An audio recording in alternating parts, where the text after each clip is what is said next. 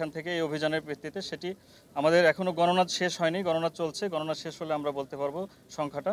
এবং আমাদের এখানে আজকের এই অভিযানে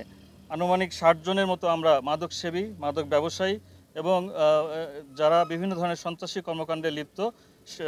চিহ্নিত আমাদের তালিকাভুক্ত ছিল, আমাদের সেই সমস্ত ব্যক্তিদের আমরা আটক করেছি। কি কি মাদক ছিল? এখানে আমরা বিভিন্ন ধরনের মাদক পেয়েছি, গাঁজা থেকে শুরু করে আমাদের দেশীয় মদ এবং অন্যান্য ইয়াবা থেকে শুরু করে বিভিন্ন ধরনের মাদকদ্রব্য আমরা উদ্ধার করেছি। আপনারা যেমনটি জানেন যে দেশের চলমান আইন শৃঙ্খলা পরিস্থিতির অবস্থার উন্নতিকল্পে জেলা প্রশাসন গাজীপুর এবং গাজীপুর সেনাবাহিনী ক্যাম্প এবং উত্তরা সেনাবাহিনী ক্যাম্প এর সাথে আমাদের আজকের অভিযানে সংশ্লিষ্ট ছিলেন বিজিবি, র্যাব এবং গাজীপুর মেট্রোপলিটন পুলিশের সদস্যবৃন্দ। আমাদের আজকের এই যৌথ বাহিনী অভিযানে আপনারা জানেন যে মাজার বস্তি যে এলাকা, এটি অত্যন্ত সন্ত্রাসী কর্মকাণ্ড এবং ছিনতাই রাহাজানিতে এইসব এলাকার মানুষজন জড়িত এবং সুনির্দিষ্ট তথ্যের ভিত্তিতে আমরা আজকে এই অভিযানটি পরিচালনা করি এবং আপনারা দেখতে পাচ্ছেন আমরা বেশ কিছু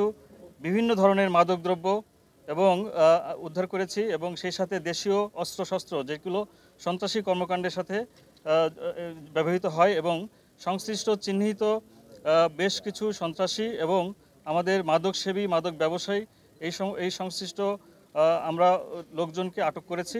এবং আমাদের বেশ কিছু মাদকদ্রব্য